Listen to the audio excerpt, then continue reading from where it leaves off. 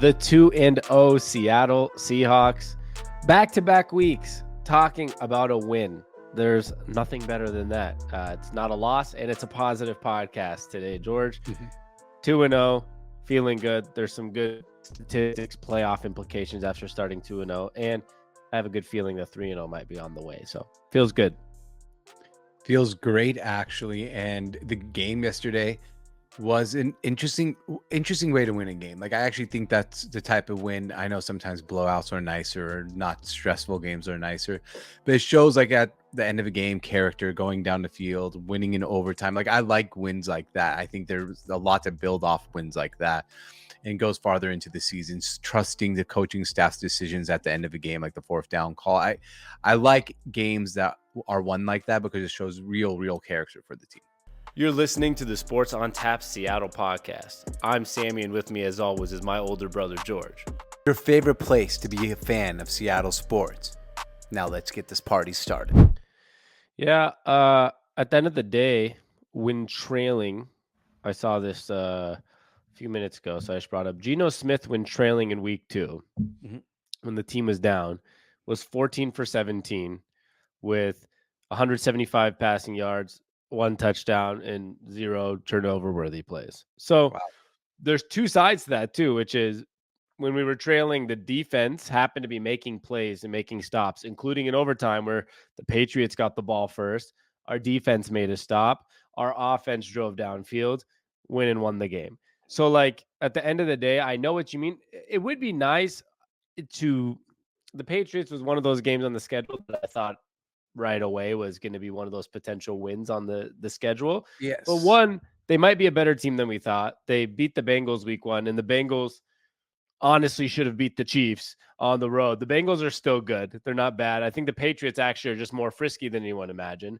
But despite what I think we should do, whatever, you're on the road in New England on a 10 a.m. East Coast game. He's the first, Mike McDonald's actually, I think it was the first Seahawks coach to win his first ever 10 a.m. game, like East Coast 10 a.m. And game. I think the first ever Seahawks coach to start off 2-0 as well. He is the first non-interim head coach. Like, because there's been like an interim head coach, but like the first actual full-time head coach to start off 2-0. But also the first one to win a 10 a.m. East Coast game in their first attempt. At the end of the day, those games aren't easy. No. The Patriots might be frisky. And like you said, we got to see them grind it out. We got to see Geno Smith take the ball downfield and score when they needed it, and you saw the defense make a stop. So those are the things that matter at the end of the day. Those are the things you like to see at the end of the day. Yeah, and you saw, my thing is with Geno Smith too, you just said brought the ball down the field, and I think what was really important, you said when trailing 0 turnover worthy plays. I think one of the biggest knocks on Geno Smith in his whole entire career was his ability to make some decisions that could lead to turnovers, forcing the ball into maybe tight coverage, maybe trying to make a play that was a little bit harder, but no, not now. He's gonna say, like, not a Seahawks career, but his deep past career. Yeah, no, but I mean, even his Seahawks career. I mean, last year, how many he threw? What, 12 interceptions? Nine picks. 9 picks. He's been extremely good touchdown to interception ratio. Okay, but the point is here, that's what he's been known for in his career. Now he's matured into the point where he doesn't do that, and that's what's important. Yeah, I mean, at the end of the day, there's a lot about Geno Smith that we could have never seen this coming, right? Like, at the end of the day, he played, what was it before the Seahawks? 7 seasons where he essentially was a starter for 2 of them, had a 25 to 34 touchdown to interception ratio. Oof, that's bad. And had, 3,000 yards, then 2,500 yards, awful completion percentages in the 50s, benched for 5-6 years, comes out, becomes a 4,200 yard, 70% completion, 30 touchdown, 10 pick type of guy. And he's been doing it for 2 years now. And I feel like, okay, he might not be as good as he was that 2022 season, but you definitely sense the maturity, the ability to make the right decisions, I don't know, you just kind of trust the guy, right? Yeah. Like, he now feels like a veteran. It was weird. Even though he was supposed to be a veteran, he felt like a new quarterback the last 2 years. And now I'm just starting to feel, Geno Smith can be a veteran and drive us down the field in overtime, and we'll get points and we'll be fine. He has that vibe to him now. Yeah, the cool thing is, I mean, if you go look at the Huskies the last 2 seasons with, Michael Penix Jr., he also didn't throw too many interceptions. I think a Ryan Grubb offense, just like the play designs, the way receivers get open, also puts in an ability not to turn over the ball as much as other teams. That could just be an Yeah. assumption. It could be the quarterback decision making. The lot between Penix and now, and now Geno Smith, but it feels like it, right? I mean, there's that play design for DK Metcalf's touchdown was, I mean, the broadcast was talking about just how great the play design was and the route running, and he Grubb puts people in the right place. Like it feels like we are, even on offense, it just feels like we're always in the right place. Yeah, I mean, the whole offense is starting to look better, and you have to Yeah. consider all this is with an offensive line that's been a little sketchy and a little banged up. Yep. So that adds a big element to it for me where I'm seeing a lot of success with, for example, this week, Geno Smith was pretty much elite. I mean, 75% completion percentage, 327 yards, a Can I touchdown, no stop you for a turnovers, second? You said 75% completion rate, and that's with how many drops? 5. 5 2 drops. Noah Okay. Yeah. Fant, I think 1 Jack JSN, and 2 DK Metcalf drops. Yeah. So his numbers should have even looked better than they were. Correct. I think I tweeted it. It would have been 84 or 83% completion percentage Mhm. with obviously some added yardage without those drops. So he was 33 for 44, 75% while having 5 drops, the 300 plus yards on the road, a touchdown and 0 turnovers with all those drops, like, and with an offensive line that was shuffling between Anthony Bradford and Christian Haynes and trying to figure out who the hell to have in there because there was still some really bad offensive line play Yeah. and an elite running back missing. You can see the difference, George, between Zach Charbonnet and Kenneth Walker. And that's no shot at Zach Charbonnet. He's a phenomenal, out of Change the of pace. backfield. Yeah, and he had 5 catches for 36 yards. He's a phenomenal number 2 running back to have. Throw him in on a third down, throw him in for a screen pass here or there. But he's not as elite as Kenneth Walker. And you No, could no. see that Kenneth Walker has been good despite an offensive line, Mhm. but Geno Smith's proving that now too. Like he's good despite this offensive line and Yeah. he's making it work. And so is Ryan Grubb. And that's what's so impressive. Like they're finding ways, even through a bad offensive line, to get DK Metcalf 12 catches and to get Jackson Smith and Jigba 10 catches and have an elite game. Yeah, I mean, this team looks buttoned up. That's the best way to put it. They're a buttoned up team.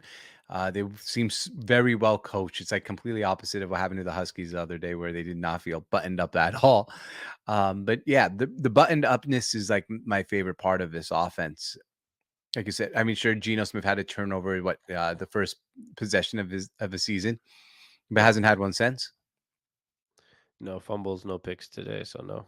Yeah, I mean, it's only been so 2 games. So I don't think but I know, I but don't still, think well, but the New England defense is tough defense to play against too. It's not like you're playing a bad defense. I mean, the Patriots. I would say the only bright spot on their team is their defense. Yeah, I mean, you got to give credit where credit's due, though. I mean, you're missing Jacoby Brissett. Nothing special, but they managed the game really well, and they had 185 yards Yep. rushing on the ground between Gibson and Stevenson. So they did put pressure on the Seahawks defense, Yep. um, and they put pressure. Hunter Henry's probably their best piece, obviously receiving Mhm. wise too. He had 8 catches, 109 yards. I'm gonna go out on a limb and Mhm. say yes. Obviously, the defense is what I guess you mostly worry about when you're Ye- going to go play the Patriots, but they have a way of making the offense work with Brissett in the run game, and Yeah, it's the just run one of game those is weird. elite. Yeah, like sorry, but like you're right. Actually, I'm gonna go back on my statement here because we saw the Bengals give fits to Mahomes and the Chiefs on from the defensive side. I know the Chiefs ended up winning the game, but I think it was Patrick Mahomes' lowest passing yard total in his career, and it was they turned him over a few times. They struggled to stop the New England ground game. The Bengals, Yeah, that is. Like, and that's pretty good. If that team's, can stop Patrick Mahomes and had trouble against the Patriots, yeah, maybe their offense is not as bad as, you know, that people won't imagine before the season. yeah. I mean, I think we knew they'd have a good run game with Stevenson and Gibson, but not good enough where they were almost pushing to be 2-0. Yeah. While 185 rushing yards on us. The 81 yards for Stevenson and 96 for Gibson. They put pressure on us. And Jacoby Brissett, I think he was good enough where you have to respect both sides of the ball, because when the run game wasn't moving, they were getting 109 yards on 10 catches to Hunter Henry. So like they were finding a way to be balanced enough. I think they're so much better than they're giving credit for. Maybe Gerard Mayo's doing a better job than we realized, and maybe they just have a better roster than we thought. But to your point, the defense is what I was worried about going in. And I feel like despite our ups and downs on offense, overall, you look at it and you say backup running back, a lot of backups on the offensive line, and you still get 325 yards or 327 yards out of your quarterback, 103 quarterback rating, and 2 receivers with 10 plus catches over 100 yards. At the end of the day, the offense really did its job against, like you said, a team that you would think is known for being a defensive stopper. Right. No, totally. And so I don't know. There's a lot to take out from this game, though. In general, that was good. I mean, the vibes after 2 weeks, I think, are at a. I mean, when was the last time you felt this good about a Seahawks team? Well, 2020 probably, because I think the last time we started That's off me too. 3-0 was 2020, and I looked it up. We were 12-4 that year after we Yeah. started 3-0. That's probably the That's for me too. yeah. I was thinking about that today. That was the last time I felt this good. um, yeah. It's at the end of the day, this team has a weird grit and grind to it. I think that's what you mentioned it a few minutes ago. While I don't think everything's so pretty, right? Like the offense has Yeah, not been it's pretty. not. The defense hasn't either. There's been on and offs for the defense, like the couple drives of the linebackers getting dominated by Hunter Henry, 185 rushing yards on the ground. Yet, once again this week, George. Last week they were the number 1 graded team overall in PFF. Yep. So far this week, without, I guess we have to wait and see after Monday night. But as of right now, they're the number 2 overall graded team, only That's behind the Saints, who obviously just I don't know I don't know what they're taking. I don't know what the Saints are doing, but they're they're doing what they're doing. And they're the number 2 overall team in PFF. So we're talking about a team that back-to-back weeks was overall, between the defense and offense and everything put together, you're number 1 and number 2 back-to-back weeks. But I think that's kind of a testament to what this team is, because yeah. there's been so many high highs on the offense and high highs on the defense, and there's been low lows from the offense and the defense. But it's kind of like they found a way to just mesh it together and be like, let's be good at the same time. Like, oh, let's get a stop and score when we need it at the same time, which is Yeah. one of those good feelings. Did you have that on your 2024 bingo card? Saints and Seahawks 1 and 2 in PFF grades. No. Especially Who, not the Saints. I thought it was last year for the head coach, maybe some firings going down, maybe Derek Carr moving teams. I was not expecting the Saints putting up 41 points on a Dallas Cowboys type of team. 44 points on the Cowboys and 40 Crazy. something on the Panthers. It's insane. It's nuts. But best stat to me, Sammy, was a 23-20 score. I just wanted to point that out. Like, because you said things looked ugly at times and things that's all that matters at the end of the day. But I wanted to bring up something, and I saw someone tweet this out about Mike McDonald, like when it was 4th and 1 and we were down by 3 points and we can either go for it or try to force overtime. Someone said very conservative play call by Pete Carroll there. And it did feel a little bit like that. Like how it was. No, we kicked the field goal. Oh, we went for it before, remember, and didn't get it? Yeah, I'm talking about on 4th down when we kicked the field goal at the end of the game. No, I know. But I'm just saying, like, earlier in the game, we went for it in the situation. I know. I probably never would have. But yeah, but I thought it was funny. It's like the conservativeness. But I honestly think I it was don't the find right it conservative. I think Me me and you either. were talking about watching the game. Fuck, if you don't get it, you lost, or just tie the game. Like, and trust your offense and defense to go in overtime. To me, that's not conservative. I think To me, any team in the NFL would have done that in see, that situation. I think if it was 4th and goal on the 2-yard line or 1-yard line, yeah, you go for it. You try to win a game. We have an opportunity to win the game now. But just getting a first down on that play would Or not like the have 30-yard line or 20-yard line. Yeah. 20-something yard line. Still means you have to do more, and a lot could happen. You can turn over the ball, you can take a sack and even get farther back from field goal range. So many things can happen in that situation. I thought it was absolutely like the easiest thing. Just kick the field goal, take it to overtime, let your defense do its thing, and hopefully your offense can get some points on the board. And they did, and we won the game in that way. Yeah, I looked. It was at the 15-yard line, 4-1 with 56 seconds left. Yeah. So you're down 3, 56 seconds left at the 15-yard line. First of all, you get 1 yard. You're still at another. You're not even within goal. Like Yeah, fourth it's not and even you're not yeah, even within first and goal. You might be at first and 10 if you get a 2-yard run, yeah, and you'd be down to 50 seconds. At the end of the day, like you said, if you don't get it, first of all, you lost. right. Secondly, like getting it doesn't mean anything. Getting it means like we're going to need to run 3 or 4 more plays potentially to try to score and win this game. So to me, I liked that play call, and I'm somebody that really liked when they went for it earlier, even though maybe I didn't love the play call like that they did earlier. They just the run up the I formation up the middle, Oh, but yeah, who that's right. cares? At the Okay, end I of was the trying day, to remember it. Yeah, I was like, yeah, remember they just did like a yeah, I formation run up the middle and just right. like, and it was pretty clear at that moment time of the game that the run game, I think Zach Charbonnet was at 1.2 yards per carry. Like it was Yeah, not the run game y was not working. yeah. Well, to be So fair, like, at 1.2 yards per carry, we needed 1 yard. If he got 1.2, it'd have been it would have been good. fair, but guess what? He didn't. He So did. he did not. He ended up the game with 2.7 yards per carry. Like it was a rough time running the ball on that team. It's like it was not easy. But at the end of the day, I like going for it in those moments. Like I saw some non-conservativeness from Mike McDonald, which I actually like. A lot of, Mhm. give it a risk. But I think when it comes down to a 50-second left in the game and you have a very simple chance, Jason Myers is going to make a 30-something yard field goal to tie the game. Exactly. I like taking that shot. And I think a Me lot of too. people were pretty 50-50 on that, I think. Oh, it was all 50-50 from what I saw. And after the game, everyone was pretty happy with the result. They're like, "Yeah, actually kind of works." We won in overtime. And That's that all that and that matters. and that is what matters. I mean, like you said, I love the grit and grind I saw from this team. I love the type of win.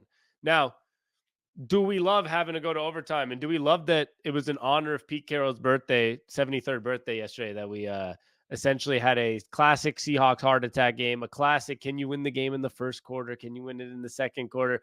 It's funny that it happened on Pete Carroll's 73rd birthday because it felt like it was in honor of him, the way that they played that game and won that game. But it's the truth, right? Like they kind of just had that type of game where like we're in it the entire time. Sometimes we're up by 3, sometimes we're down by 3. We're just in it. And all that matters is, okay, it's overtime. We need one stop and one score. And the defense Yep. got to stop and the offense drove down the field pretty like to me like pretty Maybe stress free. maybe the best drive of the game. I think it was honestly like it was going to end up in a touchdown if they didn't just settle for. I mean, they just said let's take the field goal and win. But Yeah. I'm looking at the play-by-play. It was there was one third down. You're right. It was pretty smooth. It was first and 10, second and 5, and then first and 10, and then a first down there on a penalty. The pass interference on Lockett. They got 4 yards, incomplete pass. Okay, third and 6, got a short pass for a first down, and then another first down, and then a 9 yards to get it at second and 1, which was at the 31 yard, no, at the 13, and they kicked the field goal. So they literally had one third down Mhm. in one third down in the entire overtime, and then kicked the Yeah. field goal. Yeah. The only They problem drove with me downfield like that. only problem with me in kicking that field goal to win the game 23-20 was the spread was 3.5 points. So by winning, we did not cover the spread. Did you bet on them? I did not bet on them, but I still like to see our team cover the spread. Yeah, I mean, I'm okay with it this week because I didn't bet on them. Last week I had the -6 and they won by 6, so I got a push on that one. I was like, that 3.5. That's why Vegas does what Vegas does. That 3.5 was a perfect spread because like Yeah. I felt like it just they like Vegas knows that Seahawks are gonna go make it a tight game and win on a field goal. It's just funny how it works. And he's like, But if they went for it on 4th down and went and scored a touchdown later, they would have won by 4 points. or They're They're down 3, Or 6. they probably would Okay. have ended up kicking a field goal like 3 plays later. That too. But by the way, Because I think there's it's 50 good. seconds left. I think it's a good time to mention for people listening in Washington State, or if you're not Washington State, this applies to 46 out of 50 states. I think You it's can use 48, I thought. Or it's 47. 46. Might be 47, might be 46, whatever. How Washington's many one of them. states are there, my friend? There's 50 states. Okay, and it's every state except for Nevada, Idaho, and Michigan. I think there's one more. I don't know. I saw 46 out of 50 on is what I read, but it doesn't matter. Doesn't matter. What matters is there's a new app called Rebet, and if you use promo code ONTAP, you can get up to the $100 bonus. If you put $100, they'll give you $100 back. But the thing is, what's cool about it is Washington folk, you can actually bet on games now using Rebet, like actual money on games, not by going to the casino at Muckleshoot or Tulalip. You can do that too, but you can actually use a bet and actually just bet on the game online, and it's legal. So check it out, but use our promo code ONTAP. Right, Sam? Promo code on tap or the link that's in the description if that's a little easier.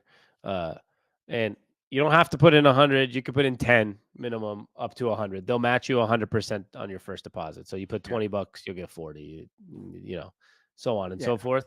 But you can bet player props, regular spreads, everything. I have the Eagles minus 5.5 on the Rebet app today. And Oh, so when do you I. win, you can you can take when you win, you can take it out as cash, your winnings. So it's available in Washington State. Links are in the description or code on tap. I'll put it on the screen here as well. Perfect. I'm going through, George. One thing that was very interesting to me is also, once again, I don't think it's the gospel, but I like going through some PFF grades. Yeah. I will say Geno Smith is the 6th highest rated PFF quarterback in the NFL so far this year. That's I great. wanted to try something. I want to see if you can guess any of the couple. I want to see if you can guess a couple of the 5 guys ahead of him. Patrick Mahomes, Nope. Derek Carr. Derek Carr is number 1 quarterback on PFF grades. I don't know what's going on. CJ Stroud, CJ's 9th. Josh Allen, No, he's 16th. Baker Mayfield. Baker is 13th. This is why I wanted you to try. Geno 6th, Derek Carr 1. Who's 2 through 5? Kyler Murray. Kyler's number 2. Okay. Oh boy. There's a reason I'm doing this experiment because it's Sam Darnold. Sam Darnold's number 3.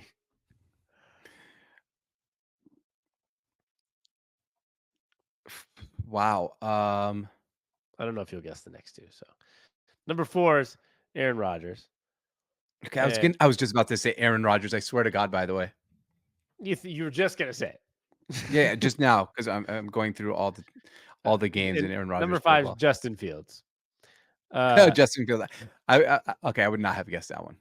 I just think I was listening to this on Colin Cowherd's podcast, and he mentioned these specific names. He was like, "How interesting is it that Derek Carr, Sam Darnold, Justin Fields, Geno Smith, like a lot of these guys who are even Gardner Minshew, a lot of these like second, And Aaron third, Rodgers. fourth chance, Not second chance, but a second team. Oh yeah, but that's not what he was talking about. I know. Like he was talking more about like guys that like, Sam Darnold garbage. Derek Carr, Raiders like probably time to move on. And like we thought, coach might lose his job this year. Geno Smith's been a throwaway for many years. Justin Fields was a dump so they could go get Caleb Williams. Like, so you telling me Jameis still has a chance? Jameis does have a chance, technically. Okay, good. Because what's his name? Is a very bad quarterback, Deshaun Watson right now. But you're not telling me Bryce Young will ever have a chance. I don't think so. That's besides the point. The point is that these guys, some of the least likely quarterbacks right now in the NFL, are some of the highest performers in the entire NFL. And I think it's, a testament to the fact that at the end of the day, I feel like these quarterbacks get given up on too fast in the NFL. Agreed. Geno Smith, Justin Fields, Sam Darnold, like those names are a lot of guys that people are like bust, sucks, forever backup, and guys that are all Sam Darnold, Derek Carr, Geno Smith, and Justin Fields are all 2-0 this year. Insane. in winning big games.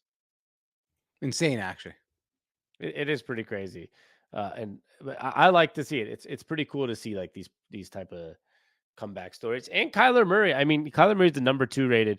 Kyler Murray and the Arizona Cardinals. This is an important topic for us when to talk about the NFC West. Right Right. now, the 2 best teams in the NFC West, given the eye test, and I'm not the 49ers are going to be fine at some point, but right now the 2 teams that have like the Seahawks are the only 2-0 team, and the Cardinals are probably the second most impressive. The Probably way should be 2-0.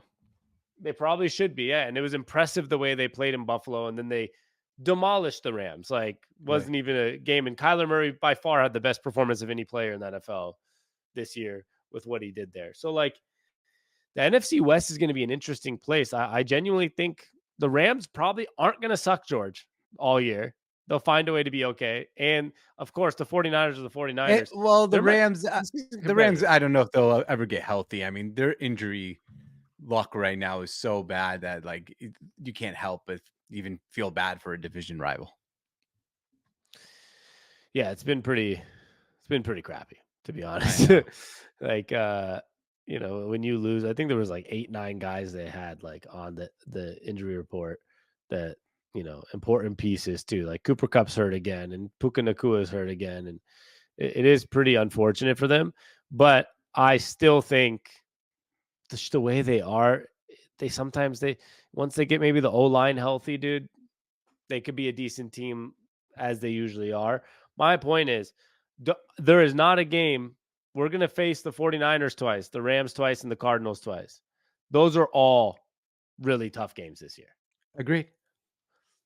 Yeah, it's going to be interesting to see who wins this division. I think it's a lot closer than people thought probably going into the season. Yeah, I think there'll be 3 teams competing towards, but November, December, the winter months to win the division, and we're one of those 3 teams.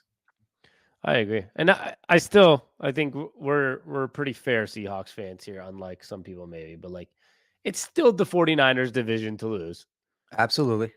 Like they're still the best roster, the best team there, but we've seen them. The injuries have begun, right? They are getting a Yeah. little older. I think they have like the 3rd oldest roster in the NFL, which is just crazy to hear. I know. And they lost to Minnesota while the Cardinals came out and are looking pretty dominant, and the Seahawks start off 2-0. So it's only time will tell what's going to happen, but I'm excited. This year's started off pretty fun for us, George. Absolutely. Well, we'll be back in maybe tomorrow, maybe Wednesday. So just stay tuned. Turn on your notifications on YouTube, the little bell, and you'll see when we are up and about on the podcast. And yeah, we got a lot to talk about. There's a Mariners podcast dropping today as well on this channel and on The Red Hot audio Mariners. platforms. The Red Hot Mariners, the playoff potentially bound Mariners, George, 2.5 games back. Don't get my hopes up. Yeah, I don't want to get my hopes up too much, but we will talk about it. So stay tuned for that, and make sure you check out the Rebet app, like we mentioned. Use code ONTAP, legal in Washington State, and you can check us everything we do at SeattleOnTap.com, blogs, merchandise, all that good stuff. Any support means the world to us. George, Yes, sir. you have anything else to say? No, I don't. Just go make some money betting on sports. That's fair. And you know what we like to say. Thanks for stopping by.